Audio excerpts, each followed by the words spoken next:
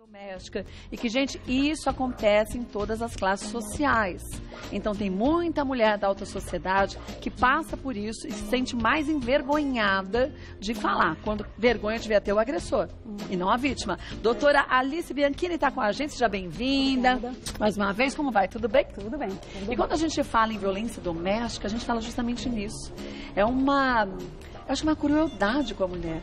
E é bem democrático, como falaste, né, Kátia? Mas o que eu acho mais importante da gente falar não é só os aspectos em relação à mulher que a gente conhece, mas uma pesquisa recente aqui no Brasil vai demonstrar o que acontece com os filhos, sejam crianças e adolescentes, que são só testemunha da violência. Não é que ninguém nunca tocou nele, só testemunha. E aí, realmente, uma preocupação muito grande também com as crianças que testemunham e convivem com essa violência. Porque dizem, não sei se é essa mesma pesquisa, eu vi uma outro dia que dizia que crianças que presenciaram a agressão, e não às vezes só a física, às vezes emocional, então aquela verbal, psicológica, elas crescem com isso e quando adultas tendem, não na totalidade, porque nada é 100%, a repetir aquilo que ela via e que interessante é isso, passa a ser, vamos dizer, normal, aceitável, né? Porque a gente tem que trabalhar esse tema sob o aspecto da menina, ela reproduz aquele estado de submissão que a mãe tinha, e do menino que reproduz aquele estado de violência que ele vê no pai. Como a Kátia falou, não é uma coisa objetiva, não necessariamente, mas uma pesquisa feita no Canadá vai dizer que as crianças que testemunham essa violência, elas têm 3 chances mais de se tornarem agressores também nas suas famílias posteriores. Então, quer dizer, é uma agressão infinitamente maior do que aquela só que a gente fala, que já não é pouca, que a mulher sofre, né? Exatamente. E uma pesquisa aqui no Brasil também, Kátia, muito assustadora, fala da quantidade de mulheres grávidas que sofrem violência. É uma coisa muito triste também. E como esse bebê reage, porque a ciência já provou também que tudo aquilo que a mãe sente passa para o bebê. Passa. E o parto prematuro, por exemplo, é uma consequência muito objetiva da violência que essa mulher sofre. E aí, claro, um monte de problemas que pode vir para a criança porque ela acabou vindo ao mundo antes do tempo e também umas questões psicológicas, porque essa mãe também, o problema também é a questão da amamentação, diminui muito, ela tem dificuldade de amamentação e a questão toda da física e psicológica que essa criança vai sofrer. É um prejuízo para a família toda. Para a família toda. E se a gente computar também nesse prejuízo, importante de falar, porque o homem que está agredindo, e a gente sempre fala muito da mulher, a gente quase não fala do homem, mas esse homem também não está feliz, com certeza. Vamos combinar que ele não está feliz. Claro que quem está sofrendo muito mais é a mulher e os filhos, mas esse homem também, a gente tem que falar desse homem. Mas muitas vezes esse homem não quer ajuda porque ele acha que ele só está defendendo a família. E aí que é a parte mais difícil. A família não pode saber, porque ele também acaba pressionando pelo lado emocional a família, diz para a mulher que vai melhorar, que ele só está nervoso. E a novela retrata isso muito bem. Eu acho que quando a gente vê novelas retratando situações complicadas do dia a dia, faz com que essas mulheres enxerguem, nossa, isso acontece na realidade, que acontece comigo. Mas eu também posso buscar a minha ajuda. Eu acho que abre portas para isso, Abre portas. A gente está observando que essa discussão que está vindo para a sociedade, inclusive a partir da própria Lei Maria da Penha, que é de 2006, mas que começou a colocar esse tema para a discussão da sociedade, e campanhas que foram feitas, muitas campanhas, então cada vez mais as pessoas estão percebendo que essa história de briga de marido e mulher, não se mete a colher, já ficou no passado, né? A ideia hoje é meter a colher e falaste uma coisa muito importante, que é a questão dos familiares. Os familiares, eles têm uma importância muito grande, os amigos, os parentes, os familiares, os vizinhos, todo mundo precisa, essa mulher precisa de uma rede de proteção, ela precisa se sentir protegida para ela conseguir romper com o ciclo da violência. Enquanto ela não rompe com o ciclo da violência, ela continua. Essa violência vai acontecer com ela várias vezes no curso da sua vida. Agora, existem muitas mulheres que até querem tomar uma atitude, mas não tomam por alguns pontos. Primeiro, dependem financeiramente desse homem. É o terceiro motivo. Os filhos, porque esse homem diz que vai pegar as crianças e ela vai ficar sem os filhos. Exatamente, é o segundo motivo. E o primeiro, que é o mais assustador, é medo de vingança do agressor.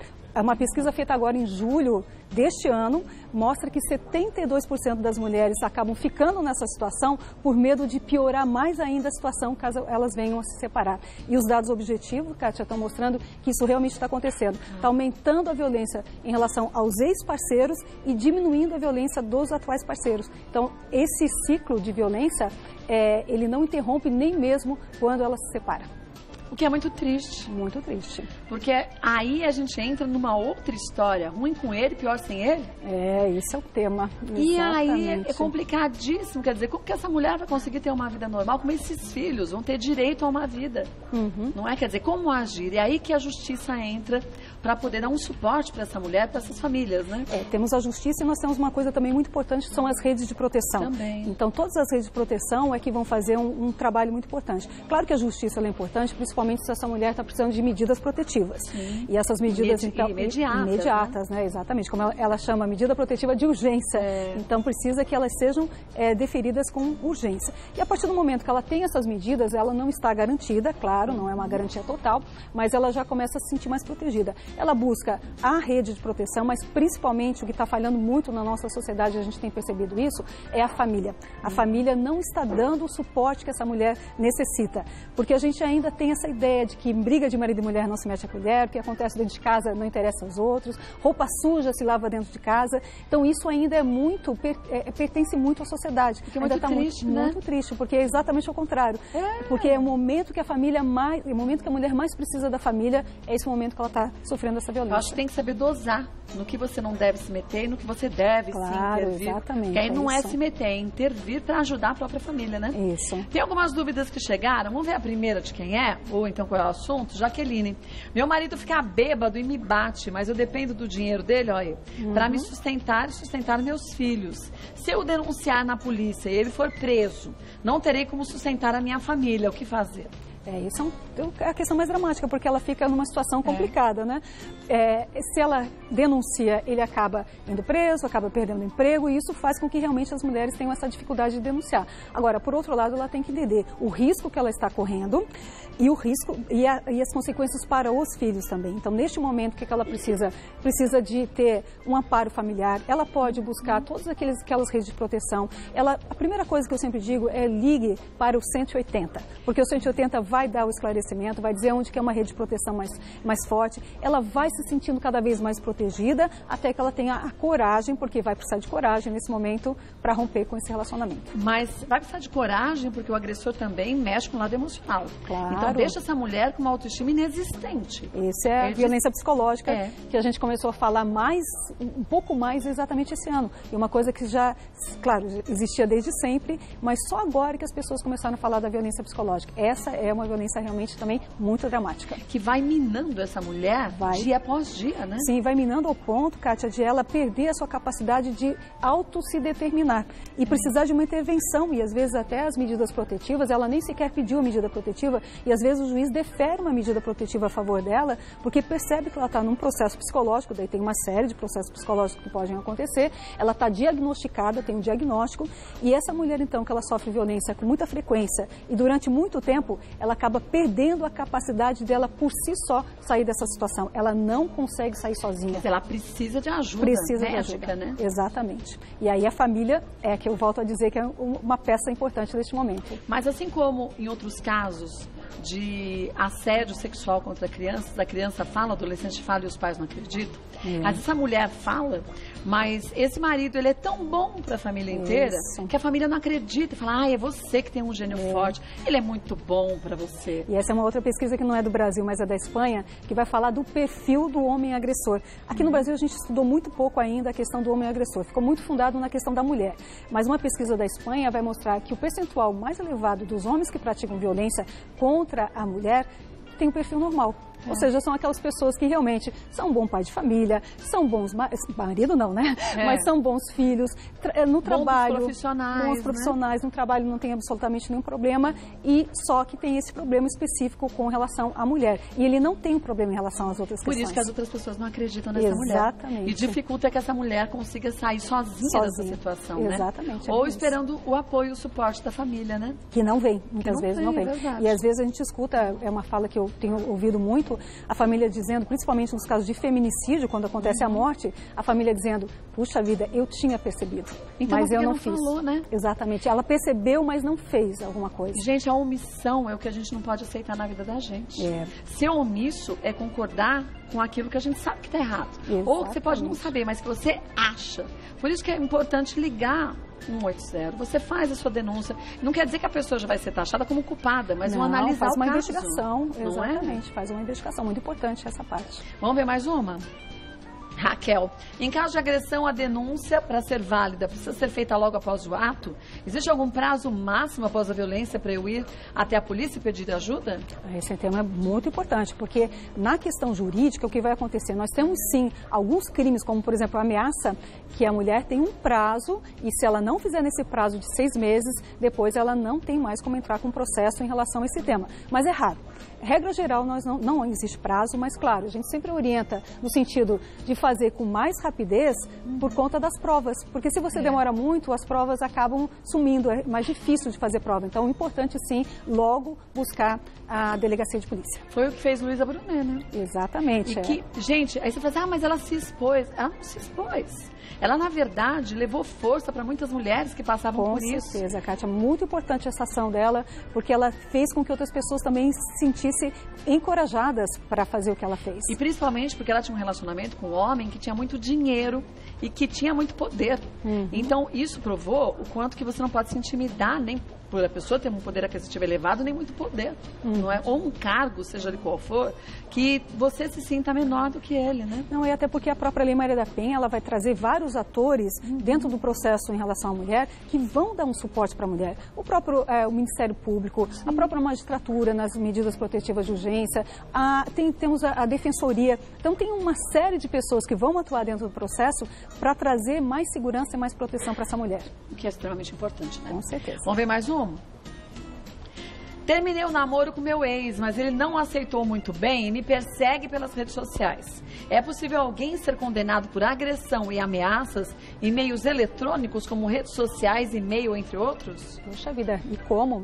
E, aliás, fica até muito bom, porque a prova já está sendo feita, né? Fácil, tá né? fácil ali a prova. O que a gente sempre orienta, vai até um cartório, faça o print, mas aí declara, né? O cartorário declara a veracidade daquele documento, porque é muito comum que essas provas depois sumam, né? A própria pessoa, o próprio agressor acaba tirando essas provas e aí você dificulta comprovar que isso aconteceu. Mas quando é feita pela rede social, é uma maravilha, porque fica muito fácil de provar. O problema é quando é feita pessoalmente, sem testemunhas. E aí fica a palavra da mulher contra a palavra do agressor e aí fica difícil.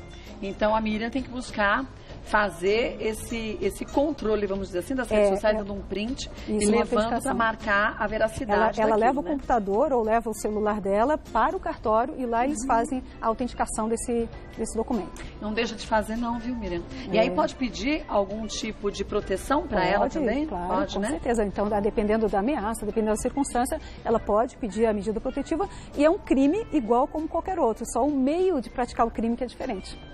Mais cruel até, né? Mais cruel porque está expondo muito mais ela, né? Não é? A única coisa boa é a prova, que ficou mais fácil de fazer. Mas realmente vai expor e muitas vezes se coloca como, por exemplo, vídeos e tudo mais, que se espalham por toda a rede social e por toda a internet e que você não consegue nunca mais, inclusive, tirar esses vídeos do ar. Infelizmente, essa é a parte negativa da internet, né? É a parte negativa, né?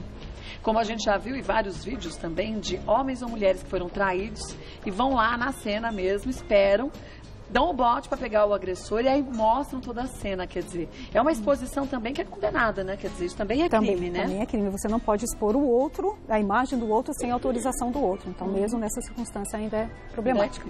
Vamos ver mais uma? Kiara, fui ameaçada de morte pelo meu marido, mas tenho medo de sair de casa e deixar meus filhos sob os cuidados dele. O que eu posso fazer? Kiara tem que ir imediatamente, né? A ameaça de morte é muito grave. Infelizmente, a gente observa que nos casos de ameaça dentro do âmbito da violência de gênero, essas ameaças têm um percentual muito grande que se concretizam, às vezes não na morte, mas a violência mesmo, né? Então, realmente é bastante complexo isso. Então, o que ela deve fazer? Deve buscar justiça, verificar uma medida protetiva, por exemplo, que determina a proibição dele visitar a família ou fazer uma visita que a gente chama uma visita que ela é supervisionada. Assistida, né? Assistida, exatamente. A visita assistida em que alguém estará junto com o pai no momento da visita. Então, a depender da circunstância, o que ela tiver de prova, realmente é preocupante, até porque, Kátia, a gente tem que falar de uma coisa dramática que tem aumentado cada vez mais, que exatamente a forma maior de vingança, às vezes, do marido em relação à mulher é matando os filhos. Ele deixa a mulher viva e mata os filhos para ver os filhos mortos triste. Como uma forma de vingança. Ou então a alienação parental, né? Também é outra Ele coisa vai grave. minando os filhos em relação à mãe, como se ele fosse coitadinho e a mãe que fosse a agressora, responsável por tudo, né? É verdade. Então é outro tema também muito delicado. Então a melhor coisa que tem é buscar justiça, trazer as provas, trazer as testemunhas, e aí sim vai ter uma equipe multidisciplinar composta de psicólogos, o pessoal da assistência social, também da área jurídica, para dizer, olha, realmente tem problema ou não tem problema em relação aos filhos, porque não necessariamente o marido que pratica violência contra a esposa vai praticar também contra os filhos, não necessariamente. Então, mas é uma junta médica que vai ver isso, analisar esse homem também. É uma equipe multidisciplinar. Vamos ver mais uma? Juliana, fui agredida pelo meu ex-namorado. Na ocasião, entrei em um acordo com ele que se eu não o denunciasse, ele me deixaria em paz. Isso faz 1 ano e não tivemos mais contato, mas ainda vivo com medo. Num caso como esse, o que posso fazer? Esses acordos dão certo? A Juliana fez um acordo ali, né, de boca, vamos chamar assim, né? Mas é que, pelo menos, ela está relatando aqui, fez 1 ano e, por enquanto, não tem acontecido nada. Agora, o que eu orientaria? Conversar com os parentes do ex-namorado, com os amigos do ex-namorado, para saber se realmente ele já está em outro, ou seja, se a fila andou, ou se ele ainda está estacionado no relacionamento anterior. Porque se ele ainda estiver estacionado no relacionamento anterior, ela ainda corre risco, né? Mas, de repente, não, porque se passou 1 ano e nada aconteceu, tudo indica que está tudo indo tranquilamente. A gente não sabe se ela está em outro relacionamento. Existem homens que ele pode estar em outro relacionamento, mas a mulher não. Mas a mulher não, isso é muito comum, exatamente. E não custa, né? Fazer um BO? Por enquanto não aconteceu nada, né? Então essa aqui é a questão. Se não aconteceu nada por 1 ano, talvez, vamos ver, vamos esperar. Mas ela deve analisar com os parentes e os amigos para ver se ele realmente está conformado com o final do relacionamento. Vamos ver a última, gente. Não por falta de pergunta, mas falta de tempo mesmo. A Fernanda. Meu pai tem um comportamento muito agressivo comigo. Sou menor de idade e ainda apanho dele. Isso é violência doméstica? Tem algo que eu posso fazer para me proteger? Isso é importante também falar. Muito importante falar, porque a gente sempre fala muito da questão da violência doméstica em relação à mulher. Mas aqui nós estamos falando em relação à filha. E pode aplicar sim a Lei Maria da Penha em relação à filha, desde que essa violência tenha um contexto de violência de gênero, porque é um requisito da Lei Maria da Penha. Agora, se não configurar o requisito de gênero, como por exemplo, um pai que diz para o filho, você pode chegar a hora que quiser, mas obriga a menina a chegar até meia-noite, nós temos um componente de gênero de tratamento diferenciado do pai em relação a ela. E se ela for filha única? Se ela for filha única, ainda assim pode dizer, pode dizer não, mulher, por ser mulher, por ser do sexo feminino, você tem que fazer tais e tais coisas. Então, faz uma distinção pelo fato dela ser mulher. Aí configura a violência de gênero. Mas mesmo que não configure a violência de gênero, nós temos o Estatuto da Criança e do Adolescente aqui, que necessariamente tem que ser acionado com medidas de proteção em relação a ela e de responsabilização em relação ao pai. E, gente, vamos ser justos e que funciona muito bem.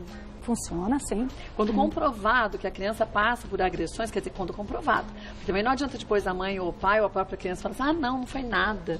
Não foi assim que aconteceu, porque um vizinho chama. A polícia também fica fazendo, na verdade, assistente social, visitas frequentes para ver, por um período, o que acontece naquela casa, né? E às vezes não está provado, não significa que não aconteceu. Sim, quer dizer que vai ter que ficar atento, vai continuar atento, exatamente. E muitas crianças são retiradas dos pais e quando provado que esses pais não têm jeito para cuidar das crianças, elas vão para adoção, né? Vão para adoção. Então, é uma coisa muito radical. Por isso que a gente tem que ter muita certeza. Né? Sim, mas por isso que eu digo, tem que ter muita certeza de que isso acontece. Porque, claro que tem um aspecto psicológico muito ruim para a criança que é colocada em adoção, né? Lar substituto, tudo isso tem um problema grande. Mas o mais grave ainda é a criança que fica nessa situação de violência, principalmente nos casos que a gente sabe que é muito frequente de abusos sexuais. Mas por isso que a gente, às vezes, gente, tem que ver a história num contexto total.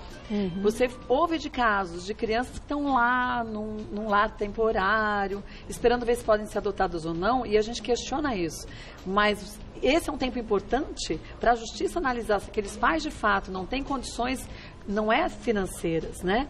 Morais de cuidar dessa criança, e é um tempo importante para não ser injusto com os pais, com a própria criança, que é a retirada desses pais depois, não, né? Exatamente, e às vezes o dramático é que às vezes a mulher está sofrendo violência doméstica, e aí ela diminui a capacidade dela, inclusive, de cuidar dos filhos, e às vezes ela perde a guarda, Kátia, porque ela está sofrendo violência doméstica, não consegue provar violência doméstica, e ela, claro, ela não tem condições de cuidar dela mesma.